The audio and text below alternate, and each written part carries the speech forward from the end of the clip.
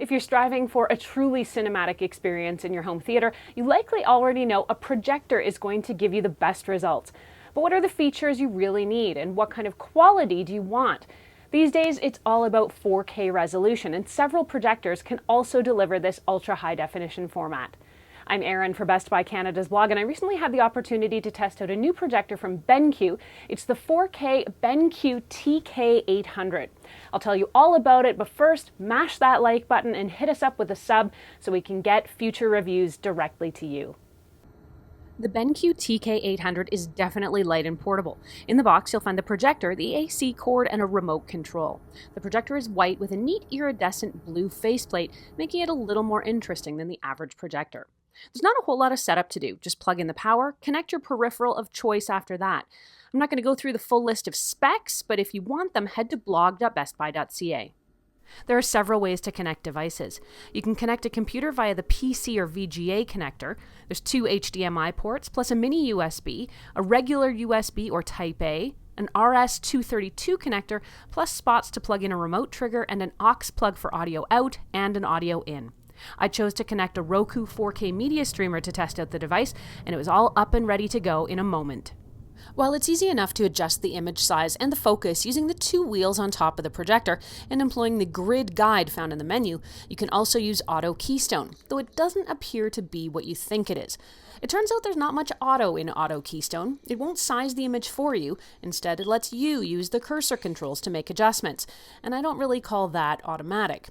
Unhelpfully, it also takes a few seconds for the resize to take effect, so it's easy to adjust too much and then need to undo it. While it's possible to create a nearly 4-meter large image, I didn't need anything quite that big. I used the projector with my Elune Vision 106-inch Alera Nano Edge screen, and I'll link up my review of that screen here as well. The TK800 has 3,000 lumens of brightness and a 10,000-hour lamp. And BenQ also makes a lot out of the 4K quality with its XPR chip. Now this is where things are going to get a bit complicated. XPR is a pixel shifting technology that BenQ says helps projectors to achieve true 4K resolution and give you 8.3 million distinct pixels. So is that to say that this projector doesn't have a true 4K display chip?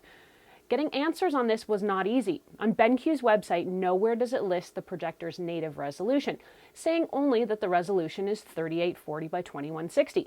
And my question about this on Twitter to BenQ went unanswered. But several other reviewers have stated that the true native resolution is 1920 by 1080. Now, an XPR chip is supposed to fool the eye into seeing more pixels or a sharper image than what's actually there. So why all the subterfuge around the resolution with this projector? I have no idea, because the resolution in the image actually looks really great, so why not just be upfront? But I digress. Kind of. So how does the video image actually look? It's excellent. It's sharp and realistic and bright and colorful. If it's not true 4K, you wouldn't know it. The colors are bright and vibrant, and even with some ambient light coming into my media room, it was bright and easy to watch. The picture is clear and even right to the edges. I watched several shows on this projector, including The Rain, Marcella, Black Earth Rising, Miss Fisher's Mysteries, and Velvet Buzzsaw. I was pretty happy with all of them and how they played out on the BenQ TK800. Watching darker scenes didn't seem to be problematic, at least no more so than watching very dark scenes on a 4K TV. The color is vibrant on this projector watching Blue Planet 2, and it was astounding how vibrant and realistic the colors are. There are several different viewing modes with this projector. There's cinema, sport, football, user, bright, and vivid. Like auto keystone, it takes a few seconds for changes to take effect. I had a really tough time discerning between these modes, particularly since it takes so long to swap among them. I think I need to watch and re-watch the same movie over and over in the different modes to see if there's one that's better overall. And since I only had limited time with this projector, I didn't do that. Suffice to say, these modes are available, but the difference between them is not immediately discernible. Steven, this is Crystal, my fiancée. Like other projectors, the BenQ TK800 comes with a built-in speaker, and BenQ makes a lot out of that, touting, quote, powerful bass and crisp highs to feel heart-pounding excitement of intense gameplay, and, quote, long-lasting sensual sound without distortion.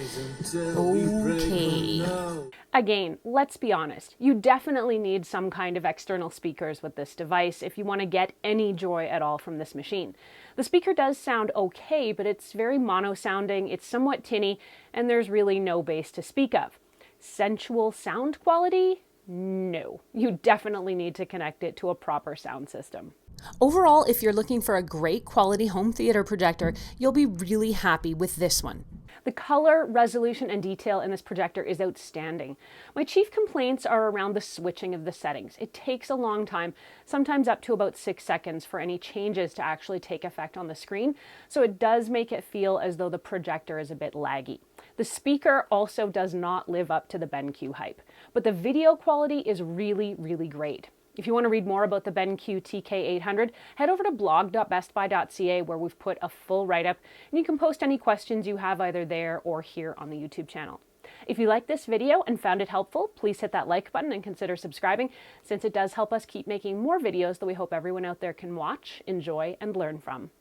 I'm Erin. You can find me on Twitter or Instagram until the next time, @ErinLYYC, or follow me on Facebook at facebook.com/TechGadgetsCanada.